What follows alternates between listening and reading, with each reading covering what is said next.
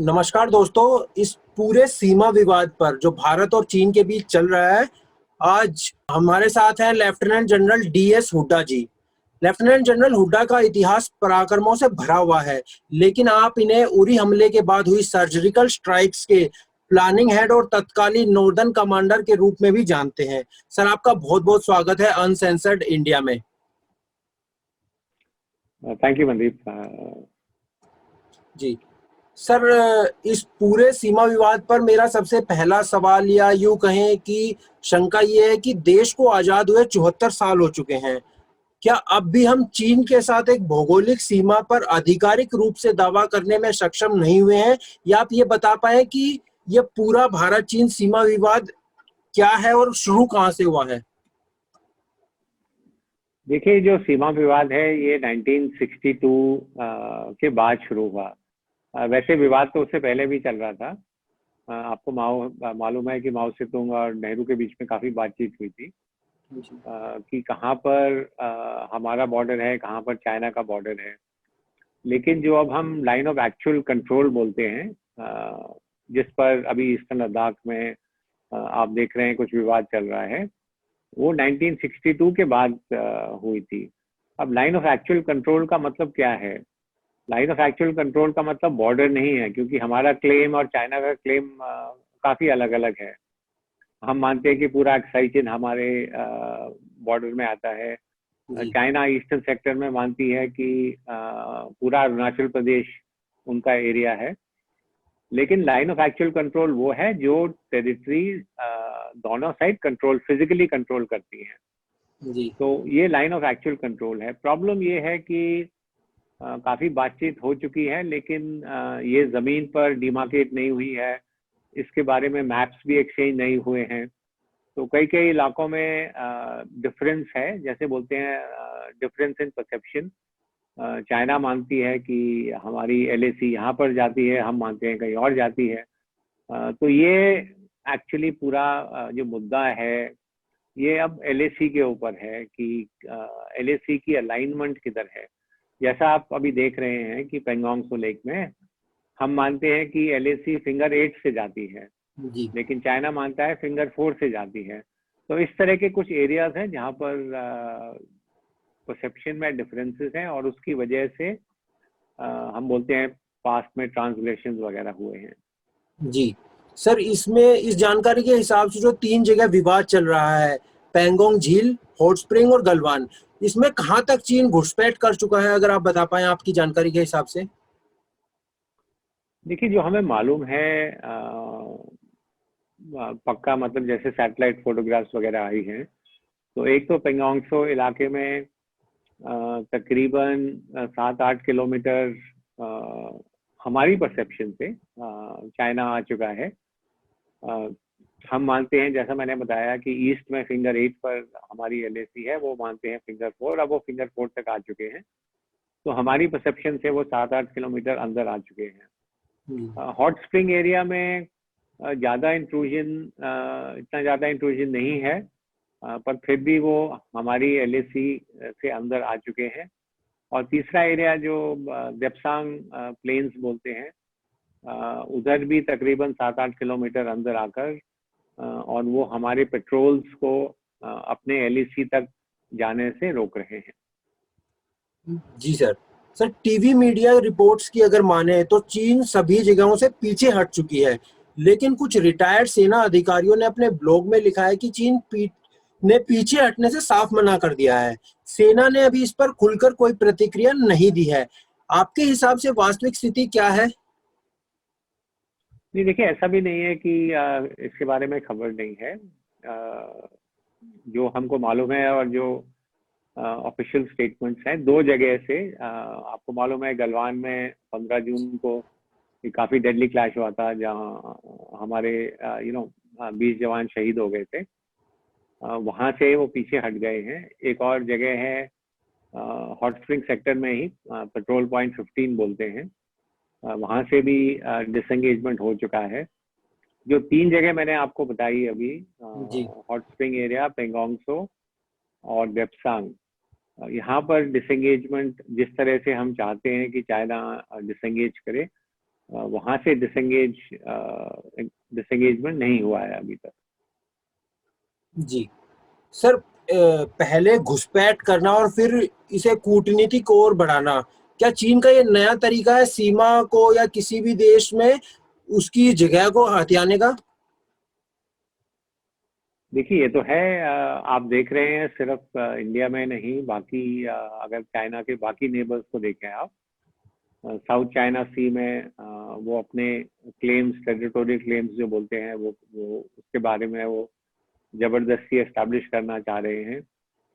हमारी सीमा का जहाँ तक सवाल है, इससे पहले तक सीमा पर काफी शांति थी, काफी प्रोटोकॉल्स और एग्रीमेंट्स थी दोनों साइड्स के बीच में, जिसकी वजह से शांति रही थी बॉर्डर के ऊपर। लेकिन जैसा हमने देखा कि मई के बाद ये एग्रीमेंट्स, प्रोटोकॉल्स बिल्कुल फॉलो नहीं किए चाइना ने, और मिलिट्री फोर्स इस्तेमाल करके हमारे एरिया में अंदर आ गए। जी सर।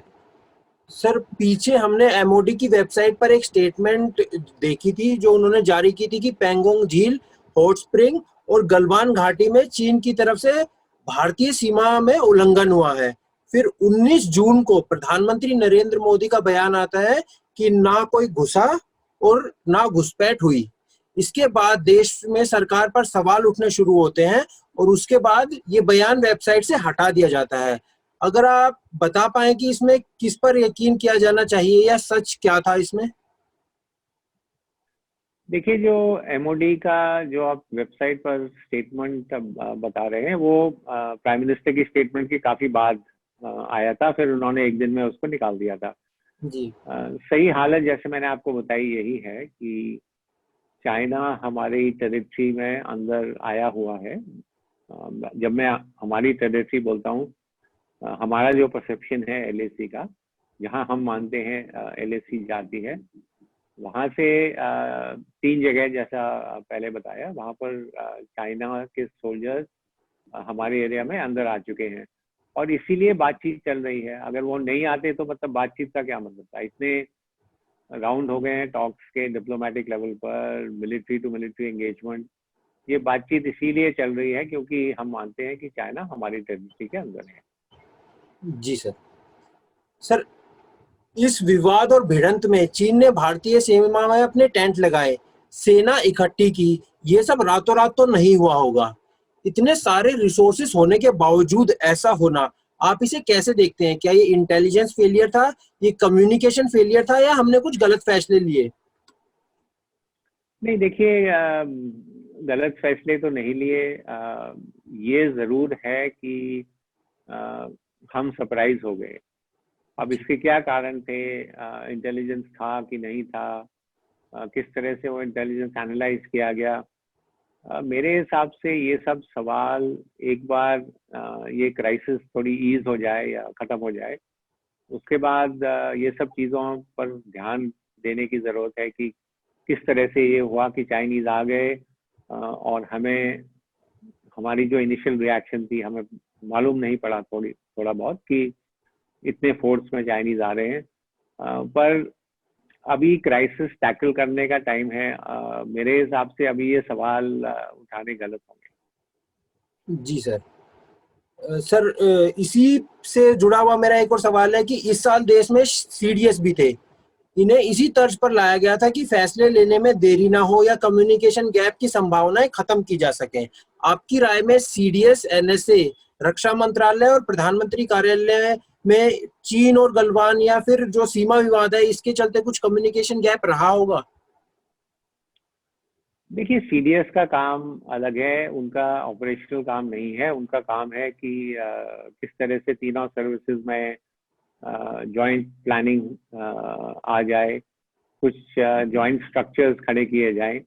ऑपरेशनल रोल सीडीएस का नहीं है। जैसा मैंने आपको बताया, अभी समय है इस पूरे हालात को किस तरह से ठीक से टैकल किया जाए। अभी मतलब जैसे बोलते हैं फिंगर पॉइंटिंग, सवाल उठाने का टाइम मेरे ख्याल में बाद में ये सब एनालाइज हो सकता है कि हमने ठीक कदम उठाए कि नहीं उठाए। पर अभी जरूरी मुद्दा वो है कि इस सिचुएशन को किस तरह से टैकल किया जाए। जी सर, इस टाइमिंग के ऊपर भी हम सोच सकते हैं या फिर एनालिसिस कर सकते हैं कि देश कोरोना से लड़ने में व्यस्त था। क्या चीन ने ये सही समय पाकर घुसपैठ की होगी या इसके पीछे और बहुत कारण रहे होंगे? देखिए, चीन ने अपने हिसाब से तो सही टाइम का इस्तेमाल किया है। कि इंडिया को प्रॉब्लम्स है, इकोनॉमिक प्रॉब्लम है, कोरोना वायरस है जैसे आपने बताया, उसको टैकल कर रहे हैं।